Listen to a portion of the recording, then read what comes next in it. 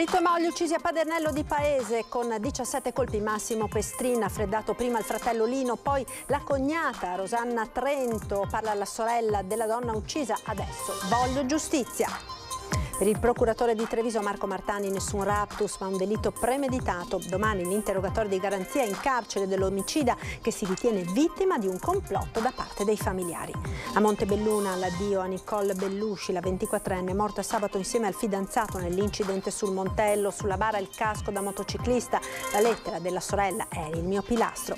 Accusato di violenza sessuale su 2 collaboratrici domestiche è stato rinviato a giudizio l'imprenditore 80enne di Mogliano Giancarlo Miotto. Lui si difende, incontri consensuali. Elezioni amministrative nel capoluogo, fine settimana di big della politica in città, da Calenda a Gelmini, da Giorgetti a Schlein, in campo anche i ministri Urso e Nordio. L'11 maggio Salvini.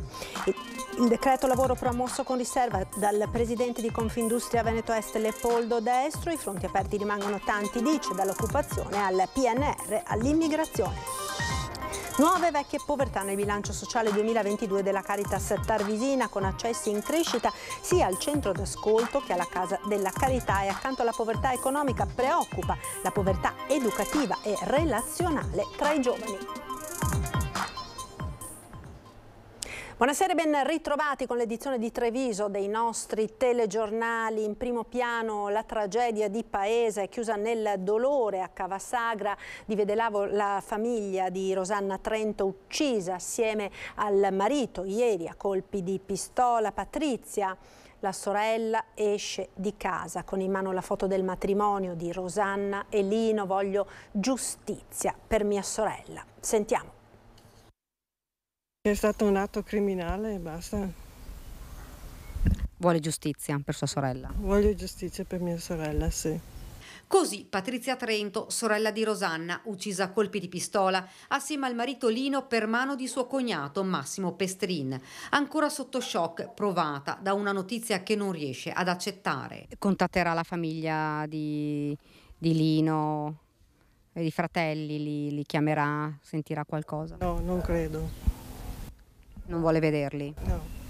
È lei a fare scudo a sua mamma, quasi novantenne, che ha appena saputo della morte della figlia. Ha saputo sua mamma di quello che è accaduto? Sì, ma deve ancora farsi l'idea. Una tragedia arrivata in via Sile a Cavasagra di Vedelago come un uragano. Qui Rosanna era stata ieri mattina, ha accudito l'anziana madre come faceva ogni giorno. Poi è tornata a casa a Paese, dove è stata uccisa. Che cosa le aveva detto sua sorella? Niente, aveva comprato i gelati per fare la festa della mamma. Sposati da oltre 10 anni, Lino e Rosanna, ci dice Patrizia, non aveva mai sentito di liti con il fratello Massimo. Era andata ad abitare in quella casa a Paese subito dopo il matrimonio. Lei era solare, ci racconta. Com'era sua sorella? Tipo espansiva, allegra, gioiosa. Patrizia tiene stretta quella foto che ritrae Lino e Rosanna, stretta come se non volesse più lasciarla, il ricordo di un giorno felice che sembra ancora più lontano. Sono vittima di un complotto da parte della mia famiglia, queste le parole di Massimo Pestrin dopo il feroce omicidio del fratello e della cognata. Ha scaricato tutti i colpi della sua Glock 9 mm, 17 proiettili in totale. Una decina hanno raggiunto il fratello Lino e la cognata Rosanna senza lasciargli scampo. L'ha scaricato addosso al fratello e la cognata che stavano mangiando e quindi erano assolutamente impreparati ad questa aggressione. Poi quanti colpi abbiano colpito l'uno e l'altra, questo lo cercherà l'autopsia. Chiaramente non hanno avuto scampo. Sono vittima di un complotto da parte della mia famiglia. Sono queste le prime parole del killer Massimo Pestrin agli inquirenti per spiegare il feroce duplice omicidio. Poi ha deciso di non rispondere più alle domande del pubblico ministero. Nelle prossime ore l'interrogatorio di garanzia per la convalida dell'arresto. Massimo Pestrin è accusato di duplice omicidio volontario aggravato dalla premeditazione e dal rapporto di parentela con le vittime. Il movente che lui ha dichiarato nelle dichiarazioni spontanee, la lucidità e la freddezza che lui ha dimostrato subito dopo, il fatto che le vittime fossero state praticamente prese alla sprovvista, porta a ritenerlo un gesto premeditato, un gesto che non il frutto di una lite o di un dolo d'impeto. Insomma, non un raptus di follia, ma un'azione pianificata. Secondo una prima ricostruzione, Massimo si trovava in casa, ad un tratto è sceso dalle scale, forse già armato. Poi la furia omicida ha freddato Lino e Rosanna. Alcuni bossoli sono stati trovati anche sulla soglia della porta che conduce al piano superiore. Dopo la mattanza è uscito, ha scarellato il caricatore, facendo finire a terra gli ultimi 3 proiettili non esplosi. Pestrin forse se n'è liberato prima di confessare il duplice omicidio alle forze dell'ordine. È stato proprio lui a chiamare il 113. L'arrestato era estremamente freddo e lucido. Ha detto all'operatore che aveva ucciso suo fratello e sua cognata e li ha invitati a mandare al più presto un'autovettura di servizio, una volante, sul posto, dicendo che li avrebbe aspettati. Ha atteso a casa fuori, a pochi metri da lui, i corpi senza vita di Lino e Rosanna. Per lui sono scattate le manette. Da una decina di giorni lavorava come guardia giurata. Quella pistola regolarmente detenuta ce l'aveva da qualche mese. Nelle prossime ore sarà disposto l'esame autoptico sul corpo delle 2 vittime. Stamattina la visita del sindaco di paese Katia Uberti per 45 minuti ha ascoltato Giancarlo, fratello di Lino e Massimo, e la moglie Martina.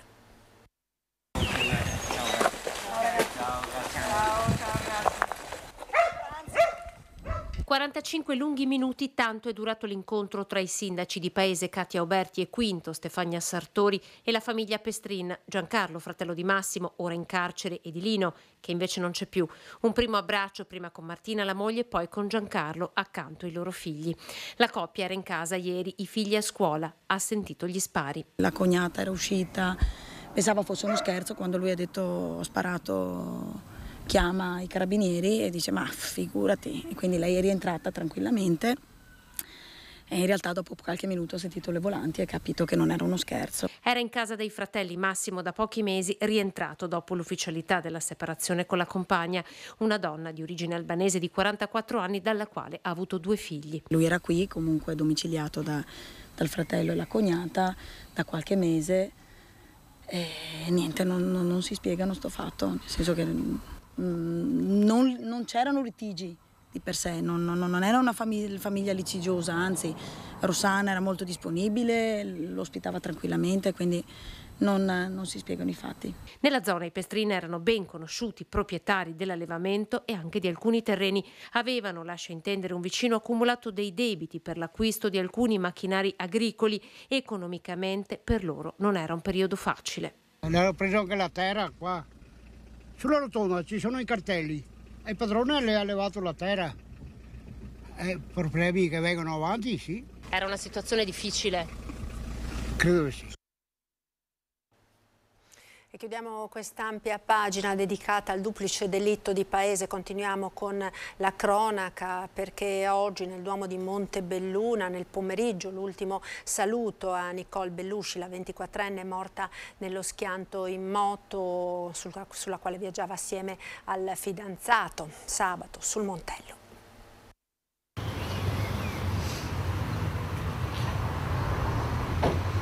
L'ultimo bacio alla sua bambina, quella mano posata sulla bara, difficile da staccare. Mamma Monia accompagna insieme a papà Pasquale e alla sorella Cheyenne la sua Nicole nell'ultimo viaggio terreno prima dell'addio. Nicole Rebecca Gaia Bellusci, morta a soli 24 anni, sbalzata a terra dopo lo schianto della moto su cui viaggiava contro un palo telefonico sabato pomeriggio sul Montello insieme al fidanzato, anche lui morto sul colpo. Fa così male che mi sembra di non viverlo.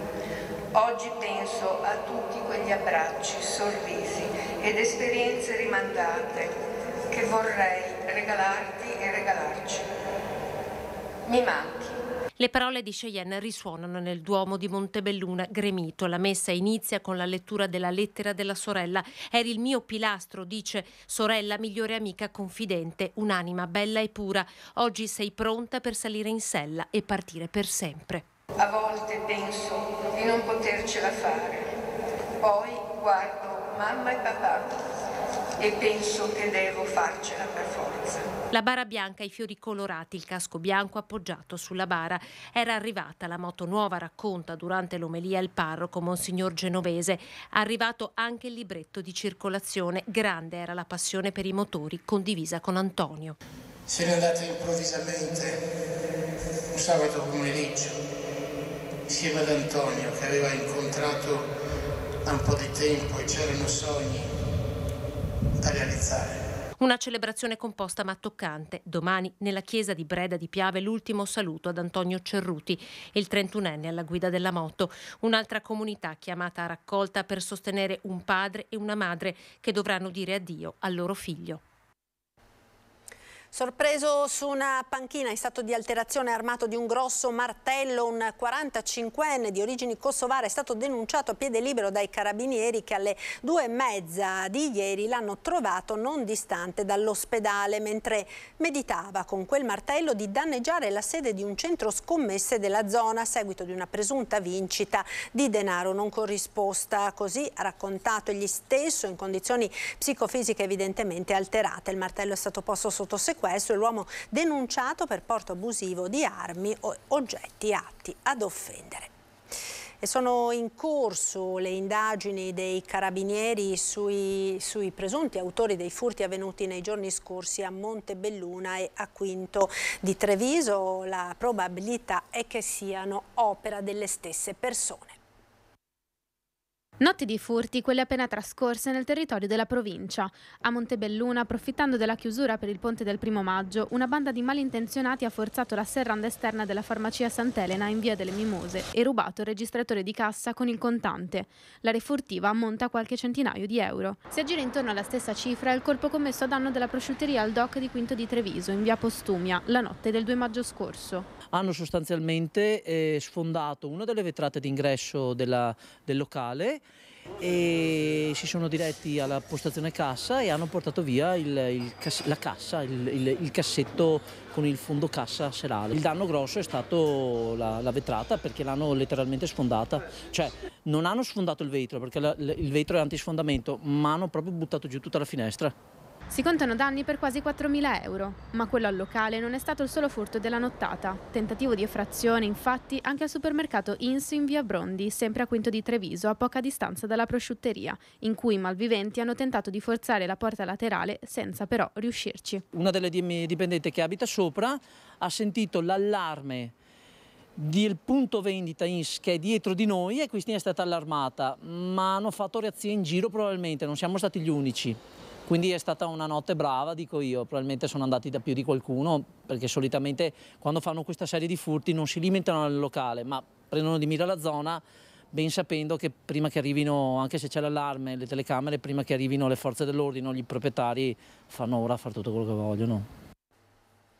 È stato rinviato a giudizio con l'accusa di violenza sessuale Giancarlo Miotto, 80 anni, imprenditore di Mogliano Veneto, indicato da 2 donne impiegate come collaboratrici domestiche nella sua abitazione di essere state costrette a subire in un ampio arco di tempo in più circostanze attenzioni di tipo sessuale. L'uomo si è finora sempre difeso, definendo consensuali gli incontri. Quando fu denunciato nel 2021, Miotto venne anche arrestato e uscì dal carcere dopo la concessione degli arresti domiciliari. Ed ora da San Fior la storia di un operaio di 30 anni, originario del Gambia, che nei giorni scorsi ha trovato un portafoglio smarrito contenente documenti e 150 euro in contanti. Senza esitare, in sella alla sua bicicletta, ha raggiunto la caserma dei carabinieri di Conegliano, non proprio vicinissima, per consegnare il portafoglio, il tutto con gran sollievo per il proprietario, uno studente universitario della zona. Il ragazzo ha voluto ringraziare personalmente il giovane operaio che ha dimostrato, sottolineano anche i carabinieri, un elevato senso civico. Ci fermiamo ora per qualche istante di pubblicità. A tra poco, restate con noi.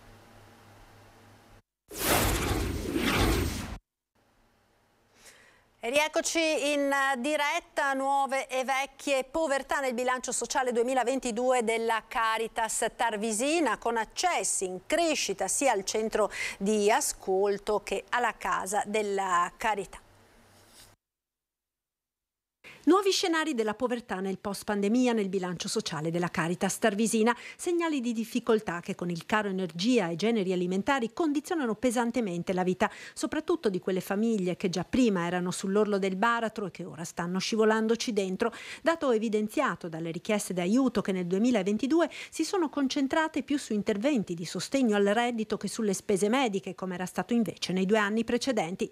Al centro di ascolto si sono rivolte 526 persone, in leggero aumento rispetto all'anno precedente. L'85% sono uomini, per la maggior parte stranieri. Sono i migranti che arrivano autonomamente dalla rotta balcanica. Fanno una fatica anche a inserirsi con un riconoscimento legale dei loro diritti. Con il paradosso che nonostante le molte telefonate alla Caritas di imprenditori in cerca di forza lavoro, questi giovani non possono essere assunti per le lungaggini burocratiche della regolarizzazione. Finché non regolarizzano e non hanno la possibilità di avere una documentazione che anche temporanea che permette loro di lavorare, non lo possono fare, quindi possono permanere nel territorio ma non possono lavorare. Altro elemento di novità e preoccupazione riguarda i giovani e le povertà educative, con la forte emersione del bisogno dei ragazzi di essere ascoltati fino ad arrivare ad episodi di emarginazione dei giovani in difficoltà. Si rassegna che qualcuno resti indietro, che non c'è più nulla da fare e questo diventa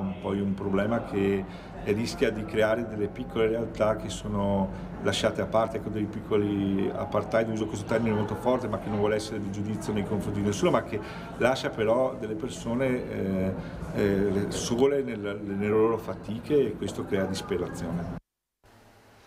Il decreto lavoro promosso con riserva dal presidente degli industriali Veneto Est Leopoldo Destro. I fronti aperti rimangono tanti, dall'occupazione al PNRR all'immigrazione. È un primo passo sicuramente importante, spero e speriamo che non sia un passo definitivo ma che ci siano ulteriori passi. Decreto lavoro, taglio al cuneo fiscale. A margine della presentazione della settimana della sostenibilità in programma dal 15 al 19 maggio a Sant'Artemio a Treviso, arriva un sì con riserva dagli industriali di Confindustria Veneto Est ai provvedimenti a sostegno dei lavoratori messi in campo dal governo. Occorre insistere su questa strada, chiede il presidente Leopoldo Destro. Con il quadro d'insieme che vede un'inflazione ancora crescere, aver dato un taglio al cuneo fiscale permette chiaramente alle persone di avere una possibilità in più di spesa nel carrello, è un aiuto ai lavoratori e alle famiglie dei lavoratori. È uno scenario complesso che può volgere in positivo solo mettendo insieme tutti i tasselli, prosegue Destro. Il PNRR è fondamentale, indispensabile per la crescita del nostro Paese. Parliamo di sostenibilità, cosa non è più importante di mettere a terra opere infrastrutturali che sono una sostenibilità per eccellenza. Quindi noi abbiamo bisogno assolutamente di mettere a terra il PNRR in tutto, il perimetro nazionale, ma anche nel nostro territorio. Un ingranaggio a cui servono nuove forze lavoro, strategica, la componente femminile e il coinvolgimento dei giovani. E poi c'è un tema senz'altro dell'immigrazione, non trattare come slogan ma trattare come accordi mirati e precisi, perché l'immigrazione rappresenta anche questo un importante tassello da sviluppare nei prossimi mesi, nei prossimi anni. Elezioni amministrative nel capoluogo, 10 giorni al voto e il prossimo sarà un fine settimana di big della politica in città, da Calenda a Gelmini, da Giorgetti a Schlein, in campo anche i ministri Urso e Nordio. L'11 maggio sarà la volta di Salvini, ma cominciamo a sentire le parole di alcuni candidati, iniziando da Antonella Pietrobona, candidata della lista Denardi sindaco. Mettere al centro le persone e consentire loro di curarsi adeguatamente è la richiesta che avanza. Sentiamo. Mi viene da dire che la cura alle persone si trasferisce proprio nell'accesso a chi ha bisogno, a chi anche della sanità. Oggi se hai soldi puoi accedere velocemente, se non li hai stai ad aspettare che arrivi l'appuntamento, magari aggravando anche quella che è la situazione personale e a volte anche molto pericolosa. Pertanto io credo che come comune deve essere attento alla cura, rimettere al centro alla cura della città, e la cura della città vuol dire anche cura delle persone, con attenzione a tutti i fondi che possono risolvere e favorire l'accesso al lavoro, con la fornitura e l'adeguamento degli asili nido, sostegno anche al lavoro da casa, smart working, favorire anche adesso, tra l'altro in ambito femminile le donne si trovano tantissime a dover sostenere casi di malattie o di pesanti in famiglia per anziani, perché è aumentata la popolazione anziana, e dovrebbero essere sostenute, dovrebbe essere posto un'attenzione anche a questo impegno che si ritrovano anche non volendo le donne. Il candidato sindaco del Popolo della Famiglia Luigino Rancan tocca il tema del disagio giovanile dopo i diversi episodi che hanno visto gruppi di ragazzi affrontarsi a Treviso. Occorre coinvolgere i genitori, dice. Il problema dei giovani credo sia uno dei problemi chiave, insieme a quello della famiglia. Allora si è accennato al termine baby gang e via dicendo. Allora, come faccio sempre, distinguo la criminalità, usiamo questo termine grosso, dal disagio giovanile. Chiaro che la criminalità va affrontata dalla questura, dai carabinieri, dai servizi di ordine pubblico. Quello che può centrare un comune riguarda il disagio. Quindi, tra virgolette, può essere lo sfascio della famiglia dove questo ragazzo vive, un'insufficienza, chiamiamola insufficienza, un insuccesso scolastico e via dicendo. Ecco che questi ragazzi tante volte trovano sfogo nel trovarsi insieme. Va affrontato dai servizi sociali, che li ha il comune, ce li ha l'ULSS, c'è il volontariato con i loro servizi tipo consultori, così c'è anche la diocesi stessa che è un consultorio a livello del centro famiglia. Ecco, vanno affrontati. Alcune cose le può affrontare anche il sindaco. Quello che succedeva in anni passati nel comune dove ho fatto il sindaco, per carità, se erano adulti erano problemi da affrontare con loro, ma se erano minori, che il problema è più grave è questo, che siano i minori interessati, chiamavo i genitori. Io non so quanti sindaci abbiano avuto il coraggio di chiamare i genitori, perché mi ricordo benissimo, era un impatto tremendo, cioè il genitore, come sempre, anche a livello di scuole e via dicendo, difende sempre il ragazzo. Mentre in tempi antichi era un attimino più diverso, ma il genitore stesso collaborava col sindaco, col parroco, con le figure del paese per risolvere il problema del ragazzo. Adesso invece sembra che nessuno voglia risolverlo e nessuno voglia farsi carico. Ed il degrado di Cadanoal entra nella campagna elettorale. A denunciare lo stato di abbandono il consigliere Domenico Losapio, candidato per Treviso Civica.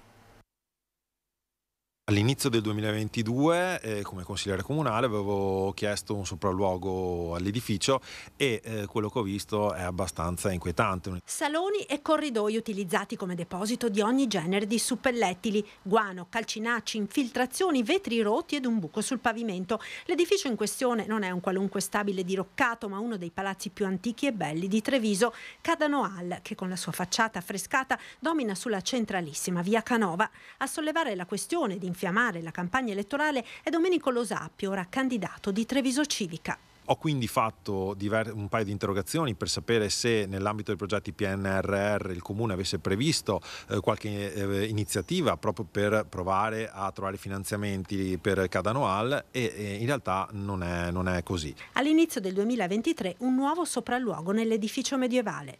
E abbiamo visto che sostanzialmente la situazione è quella di un anno e mezzo fa. L'unica differenza è che il buco è stato coperto con delle assi di legno. La situazione è sicuramente grave e Treviso rischia di perdere uno dei più belli gioielli architettonici della città. Io trovo piuttosto grave che il Comune non abbia pensato a una qualche strategia politica, perché una cosa sono i suggerimenti dei tecnici che è giusto ascoltare, ma poi deve essere la politica a prendere delle decisioni per capire come intervenire, cosa che mi sembra non sia stata fatta. Questa mattina si è tenuta la cerimonia di intitolazione della Sala Verde di Palazzo Rinaldi a Tullio Guadagnin, già vice sindaco di Treviso, con Antonio Mazzaroli, assessore regionale all'urbanistica, mancato nel 2022. Alla cerimonia, oltre alle autorità comunali e agli ex colleghi di amministrazione che hanno portato le proprie testimonianze sull'impegno politico e amministrativo di Guadagnin, era stato lui a volere fortemente Palazzo Rinaldi come sede comunale, hanno preso parte anche i familiari, la moglie Paola, i figli Cristiana ed Alberto, oltre al fratello Piero, che hanno condiviso un ricordo. Ed ora siamo alla pagina dedicata alle notizie da Belluno e provincia.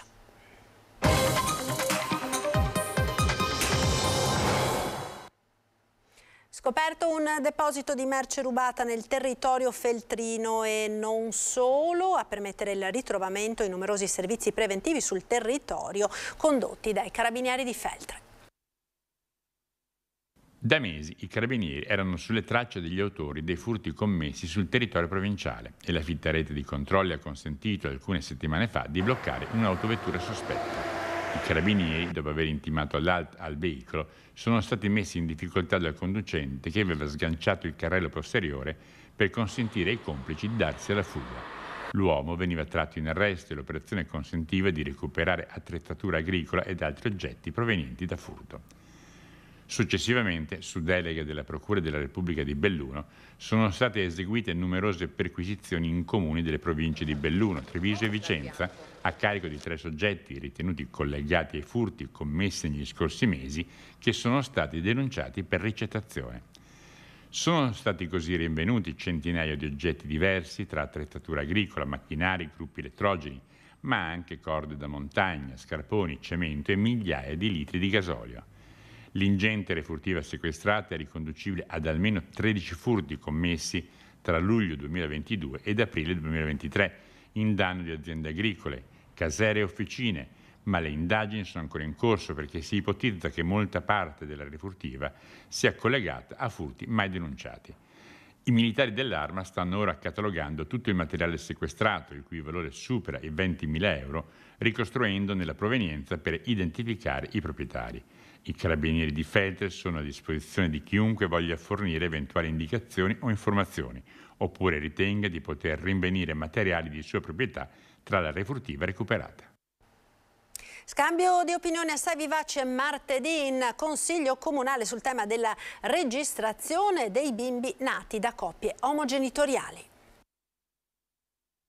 L'ideologia ha vinto sul diritto al riconoscimento dello stato giuridico dei bambini nati da coppie omogenitoriali. Maggioranza compatta nell'emiciclo di Palazzo Rosso contro la mozione presentata dai gruppi di opposizione con la quale si chiedeva al sindaco di trascrivere entrambi i nomi dei genitori nelle registrazioni anagrafiche di figli di coppie omogenitoriali e al Consiglio Comunale di sollecitare unitariamente il Parlamento a legiferare in materia di stato giuridico di questi bambini in nome della tutela dell'interesse del minore. 18-12 l'esito della votazione e a nulla sono valsi i tentativi di convincere i consiglieri di destra e centrodestra al discernimento. Non torniamo al Medioevo, ragazzi, davvero. Se fossimo un consiglio comunale di 32 ragazzi tra i 17 e i 21 anni, usciremmo da qui all'unanimità assoluta. L'ultima parola definitiva l'ha avuta il sindaco Oscar De Pellegrin. Io credo che la linea che è stata messa qui, rispettando quello che la legge permette di fare,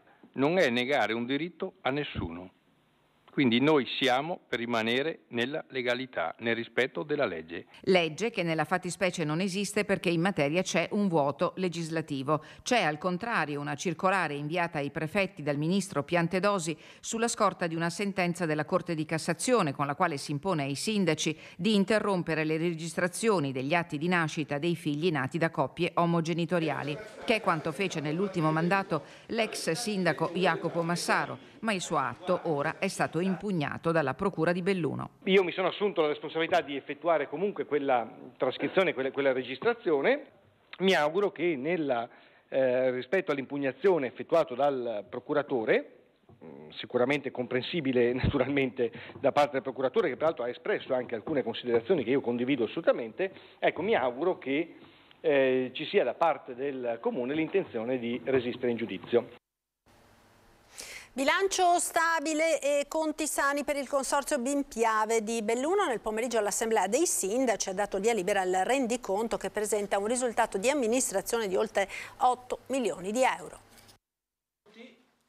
Passa col voto unanime dell'Assemblea dei Sindaci il rendiconto di gestione 2022 del Consorzio BIM Piave di Belluno. Numeri stabilizzati e sani, ha detto il presidente Marco Staunovo Polacco, definiti i contenziosi in essere con i produttori di energia elettrica. Abbiamo un buon avanzo di amministrazione e oggi discuteremo anche in Assemblea sull'eventualità di applicarlo durante l'anno per alcune iniziative che il Consorzio ha già in essere, quindi chiederemo intanto un primo atto di indirizzo all'Assemblea per poter arrivare poi durante l'anno a applicare almeno una buona parte dell'avanzo disponibile che abbiamo. Oltre 8 milioni di euro è il risultato di amministrazione, con una parte disponibile destinata agli investimenti pari a circa 2 milioni 200 mila euro che il Consorzio intende destinare ad alcune iniziative già avviate, energie rinnovabili, quindi comunità energetiche. Crediamo che una buona parte di quell'avanzo debba essere messo a disposizione dei comuni per finanziare, diciamo, gli interventi infrastrutturali. Abbiamo sicuramente una partita legata al mondo della sicurezza, diciamo, per i comuni, quindi piani di protezione civile, reti antincendio, che sono progetti che abbiamo portato avanti già da un anno. Poi abbiamo la partita delle ciclabili, che è un altro tema fondamentale per la provincia, dove tutti i comuni, tutti i territori stanno investendo molto e crediamo che anche il Consorzio debba metterci il suo. Senza scordare l'attenzione allo sviluppo delle aree interne. In questo senso il sindaco di Perarolo di Cadore, Pierluigi Sveluto Ferro, si è fatto messaggero dell'invito condiviso da tutti i colleghi di dare mandato al Presidente per avviare le politiche SNAI, strategia nazionale volta a contrastare la marginalizzazione e il declino demografico propri delle aree interne del Paese. L'Assemblea dei Sindaci ha provveduto tra l'altro agli adempimenti necessari alla fusione fra BIM GSP e BIM Infrastrutture. Siamo favorevoli alla fusione delle due società, con alcuni punti, diciamo, fermi che poi hanno coinvolto anche le discussioni nelle assemblee, che sono quelli degli investimenti legati ad alcune partite, appunto, tra cui le energie rinnovabili, che devono essere vincolate a nostro parere anche dopo la fusione a questo tipo di iniziative. Il CEIS compie 40 anni, chi lo ha fondato ne ricorda la storia e presenta il programma dell'anniversario. 40 anni di CEIS, da quel 6 maggio 1983, quando l'emergenza droga spinse un uomo di chiesa a cominciare a costruire una realtà che in questi 8 lustri ha ospitato oltre 2500 persone e formato 700 operatori. Una realtà che fu inaugurata dall'allora ministro della Sanità Costante De Gan. 40 anni di impegno, 40 anni molto rapidi e che mi hanno portato a raggiungere dei risultati che hanno inciso sulla persona, della libertà delle persone e il ritrovamento delle relazioni sociali. Oggi il CEIS gestisce 3 comunità terapeutiche accreditate che hanno visto nel 2022 122 ingressi, di cui 73 inviati dai servizi per i dipendenti delle USL del Veneto e 39 provenienti da fuori regione. Alle dipendenze di 40 anni fa, quando si moriva di eroina, se ne sono aggiunte tante, comprese quelle del gioco d'azzardo e del web. La lotta alle sostanze stupefacenti rimane comunque una prima linea, nella quale non si fa distinzione tra pesanti e leggere. Sono tutte da combattere, ma non soltanto le sostanze, anche determinati meccanismi che portano alla dipendenza, e ce ne sono senza sostanze, che riguardano naturalmente ora l'informazione, internet, i giochi e tante altre cose di questo genere qui. È la dipendenza che va combattuta in se stessa. Il 6 maggio è l'anniversario vero e proprio, festeggiato il giorno successivo con una camminata non competitiva che toccherà le comunità, mentre per venerdì 12 maggio è previsto a Belluno in Sala Bianchi un convegno su libertà o dipendenza. Ed era l'ultimo servizio per questa edizione, grazie per essere stati con noi, ci salutiamo come al solito dando uno sguardo alle previsioni del tempo per le prossime ore. Arrivederci.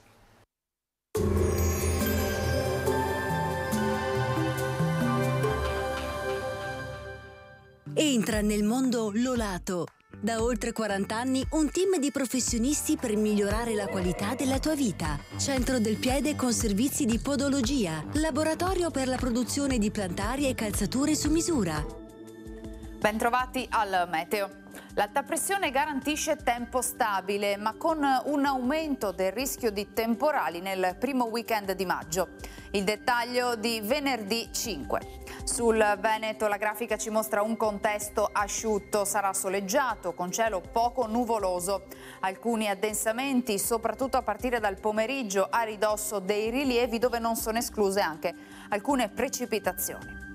Temperature in lieve aumento, minime tra 10 e 12 gradi, massime sui 21-24 gradi.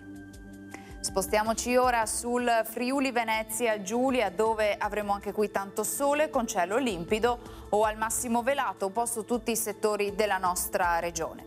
Temperature minime tra 9 e 11 gradi, massime sui 21-23 gradi. Infine diamo uno sguardo alla situazione del Trentino Alto Adige, dove sarà prevalentemente soleggiato con alcuni addensamenti localmente associati a rovesci nel corso del pomeriggio sera. Temperature minime intorno agli 11 gradi, massime sui 26 all'incirca. Dal meteo è tutto, vi auguro un buon proseguimento in nostra compagnia.